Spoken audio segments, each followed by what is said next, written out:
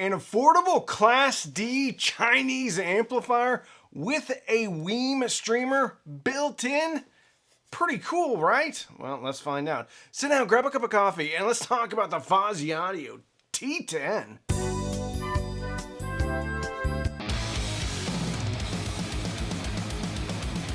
If you watch the channel at all, you know I'm a big fan of the Wiim streamer, the Wiim Mini streamer, and the Wiim Pro streamer. I think they are awesome. I think they really set the bar for what affordable hi-fi can be, and they're spectacular. Product of the year last year, the Wiim Pro Mini was product of the year.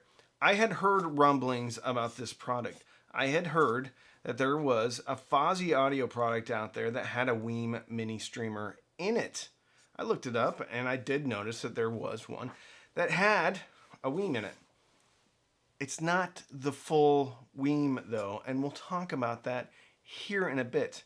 But first, let's go over some of the features. Let's talk about what this thing is. On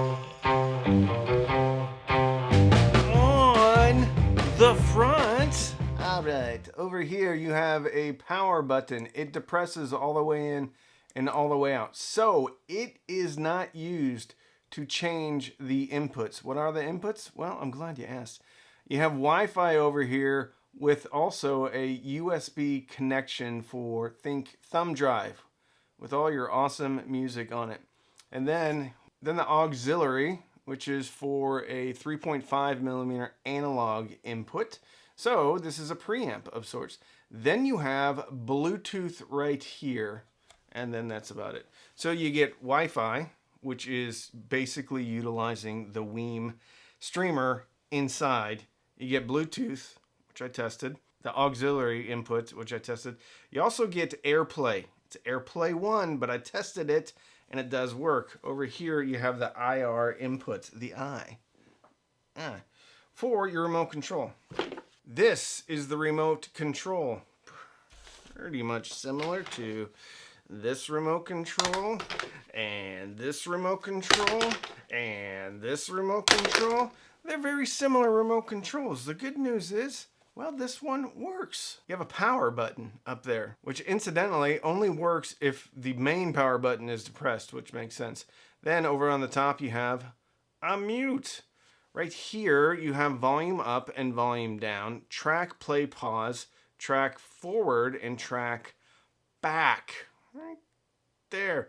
And here's some cool things, right? Individual tone controls for up and down. The one thing I wish they had was something like, okay, I'm going to go back to middle with one click of a button. However, this one doesn't have that. I figured out that it's about 12 clicks. The whole span is about 12 clicks. The only problem is you don't really know where you're at in the span unless you can click it like 100 times and then you know you're at the bottom, and then click it up 6 times to get you kind of in the middle. Anyway, they work great. And then the mode button changes the inputs. On the back, pretty straightforward here. You have 2 antennas. I only hooked up one and I didn't really have an issue with it. 24 volts, 4.5 amp, so just short of 100 watts. We'll talk about that later. Speaker outputs over here. You have a hardwired internet if you want it. Then you have auxiliary in right here and then preamp out. So you can take an analog device and put it in here. And you can also run a subwoofer off here because the gain is controlled by the volume that's going into this thing. So you can hook up a sub. That's about it on the back. Let's talk about how it sounds. Straight out of the box, this sounds pretty good. Pretty warm though. So it does not have the normal Class D sheen. Supposedly, it comes with a TPA 3116 amp chip, which is a Texas Instruments amp chip, which have a tendency to sound very good, very organic, and very similar to most Class AB designed amplifiers. So I was happy that I had a 3116. Not really familiar with that amp chipset. Power ratings on here are not super low, but pretty low. 50 watts. They claim 100 watts at 3 ohms.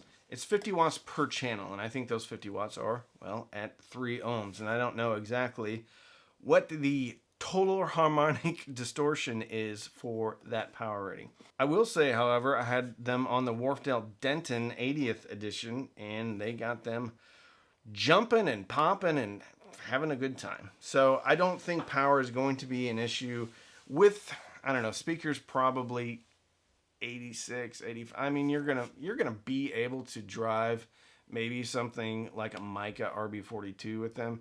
You're not going to get the best out of them. You're not going to get the best dynamics out of them. So I think if you're considering this product, you need to kind of go into it with this is not the most powerful thing on the planet. Sonically, it sounds pretty good though. One of the things that I heard or didn't hear was a lack of clarity throughout the mid-range when listening to the Wi-Fi portion or the Wiim portion. But with a little bit of a pop on the old treble, kind of came back in. I would rather have something lack a little bit of clarity from the amplification than be super clinical like an NAD or some of the other Class D offerings from some other Chinese manufacturers. So sonically, I think this one is really, really good. With tone controls, you can get it even better. I think it's a little light on power. I think you're going to have to be careful which speakers you pair with this. But a lot of the more affordable speakers that have a little bit more excitement on top, i.e. some of the OSD stuff, the Sony SSCS5, Yamo offerings, the S series 803, Yamo C93, going to pair up very well with this little amplifier. Because think of this one kind of as, well, maybe like a Denon PMA 600NE. Dare I say, a Cambridge Audio AXA 25 or 35. Warm, engaging sound, full on the bottom. Sounds real nice. Let's talk about the Wiim Streamer.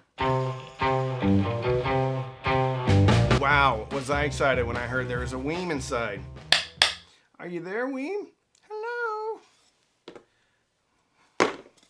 He didn't talk back to me. Anyway, there is a Wiim. I was able to hook it up. A little bit more challenging to hook up than most of the Wiims that I hook up, but I was able to do it. What I did was I turned this on, connected my phone to a Wi-Fi network that this thing was putting out, and then somehow I hooked up and it was in my list of Wiims. When I got into the individual setting for this Fosi Audio, there's a few key features that were missing that I have come to love, including the 10-band EQ, including also the high-res capabilities.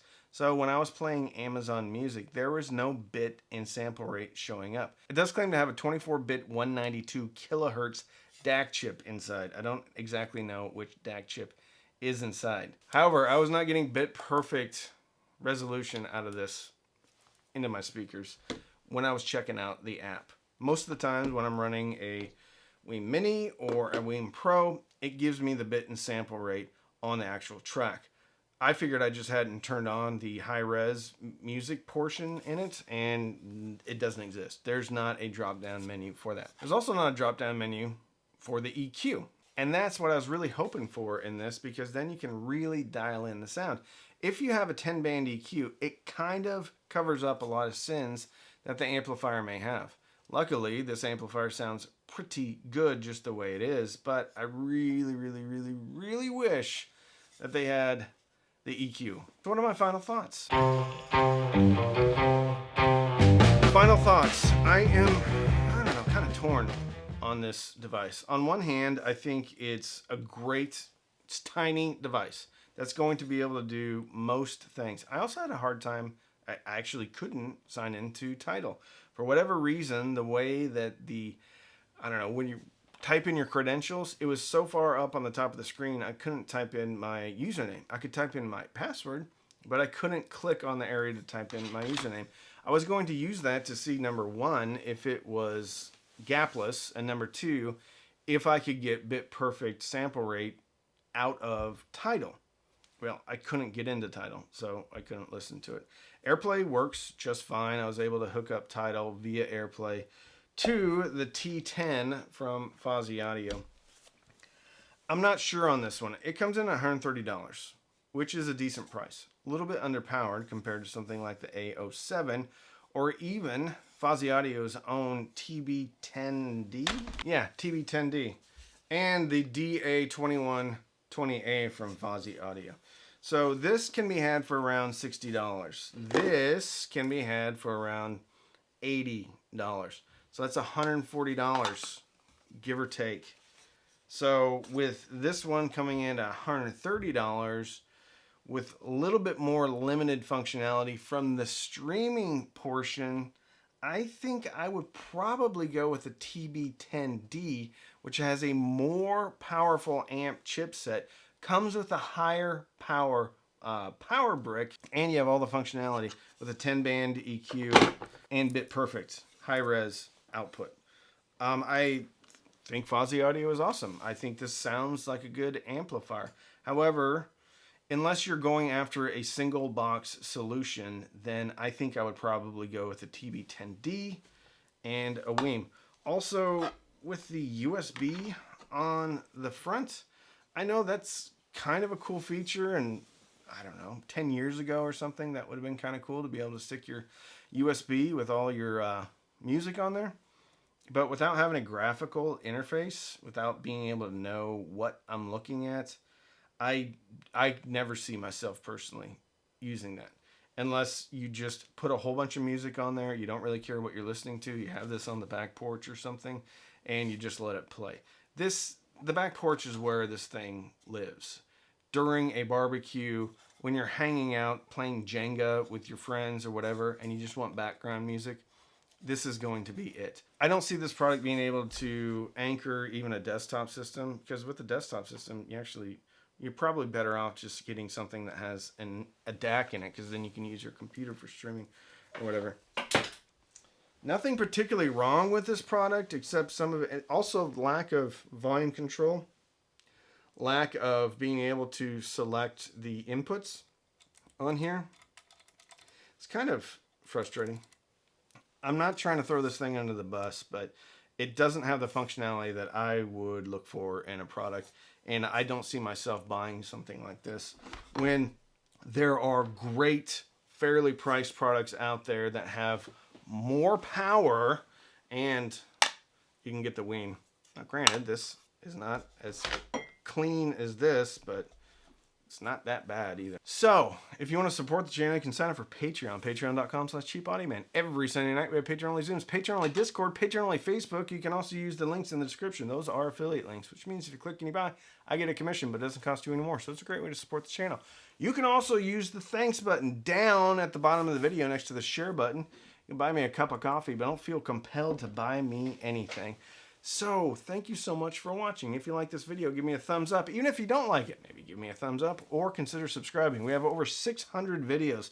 Probably something out there for everyone. So don't binge watch anything on Netflix or Hulu. Binge listen, maybe through your new T10 from Fosi Audio, and fill your soul with happiness. And with that, I'm Randy. I'm the Cheap Audio Man.